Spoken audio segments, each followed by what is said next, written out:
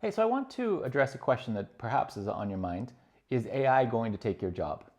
And I think the answer to that is no, but it will change how you work completely, but probably not in the way that you think. But first, I think most people aren't really worried right now about losing their jobs to AI. Of course, there are a number of different careers and areas, especially in copywriting and starting to do some things in design and many things which are around writing, which are being completely replaced by AI. But generally, I think most people are not like facing that. But they are facing a different problem right now, which very much has to do with where I think that this is all going with AI. And right now, it's more just like how do you work with AI? Like how do you use AI in your day-to-day job? And I think one of the most typical things is using AI and then sharing the results and then just getting really negative feedback on it, or it being like really obvious that you're using AI and it just not getting the result that you want. And that's something which is leading to figuring out how to solve that is one of the things which I think indicates of how we eventually will use AI in our day-to-day jobs.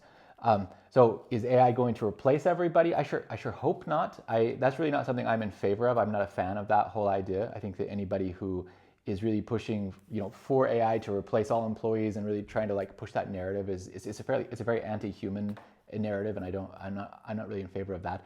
And I think we need to fight against it and make sure that we're really careful that in terms of how we go about integrating AI. So what will it look like? Well, so first of all, let's just talk a little bit about how to work well with AI, because that really paints a picture of how I think eventually we will use it. And right now, if you're getting poor results, and this is something that I talk about in the community, the Learn to AI community that I'm developing, is that in order to use AI well, you need to be able to really control the inputs and outputs of AI and to really to look at it differently. So, damn it, this is not, I can't, shit.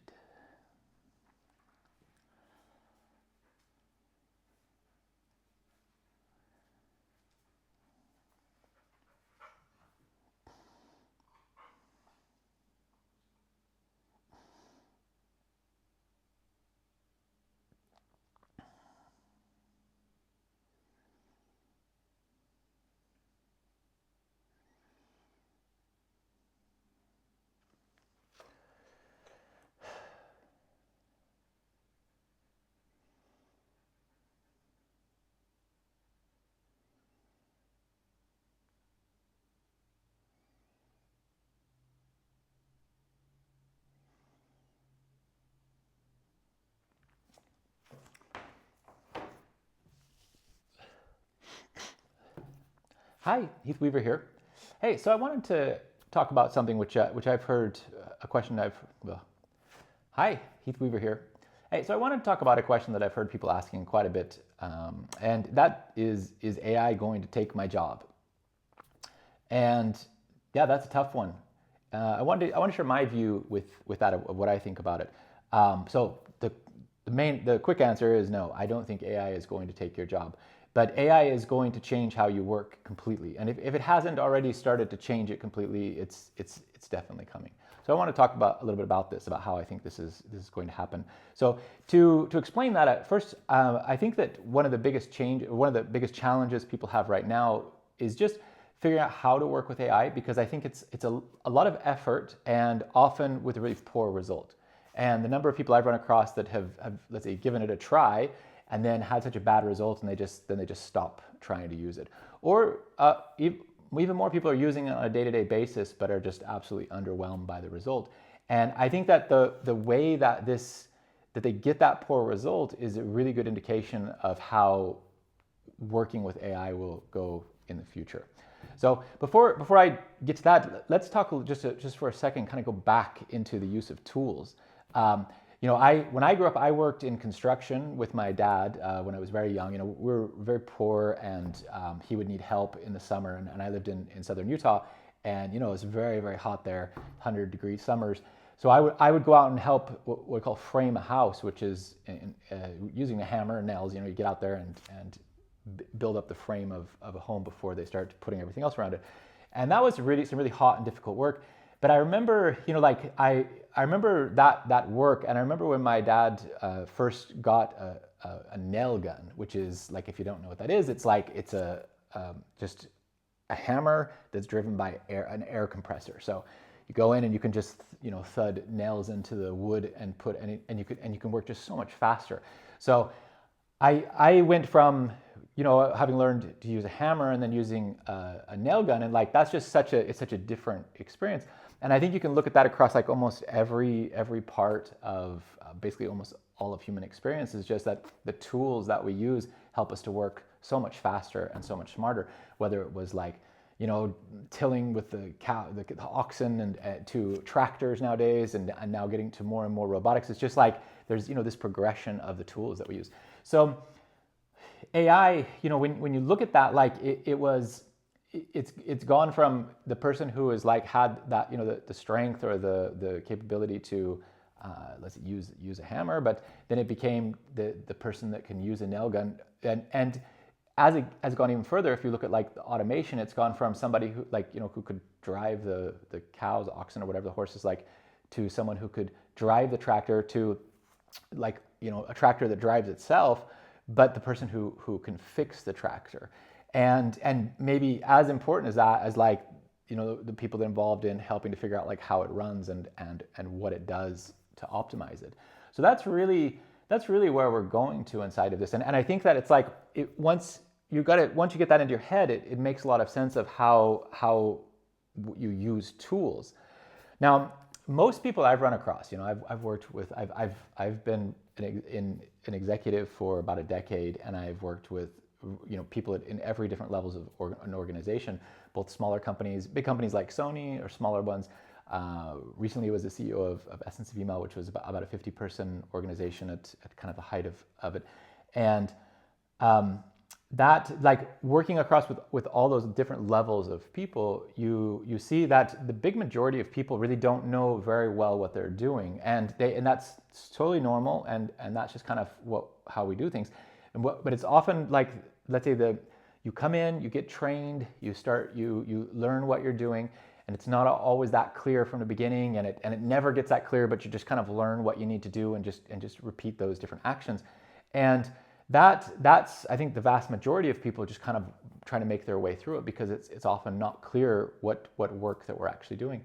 But as AI comes in, that's going to be that kind of work where it's just like not very well defined is going to go more and more into AI, and more AI will do those things. I think anything that somebody can be trained on, like especially where you might have some kind of some very specific things to do, like it might be the forms that someone needs to fill, like doing an onboarding for somebody in a company, like all of these little niche areas, all these little things that kind of add up and are not core to really what a company is doing. A lot of those things are going to get automated. They already are getting automated, like the number of systems that help with, like, let's say onboarding or anything related to with sales and with marketing. So those things are all just more and more becoming fully automated.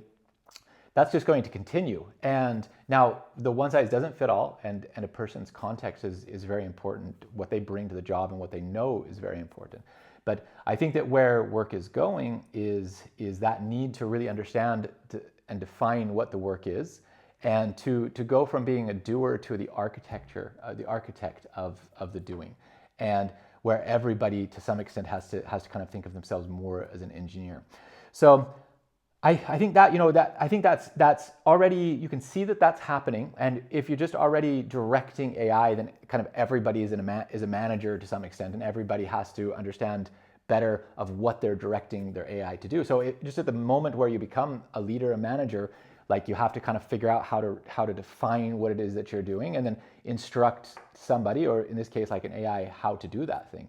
So that changes completely how you have to look at your work. So this is something I go through in the Learn to AI, the course part of the community, and I just want to talk a little bit about this and kind of give you a simple way to approach this. I would, if I were you, I would do this immediately, because I think it will put you ahead of where it's going and where it will get fairly soon.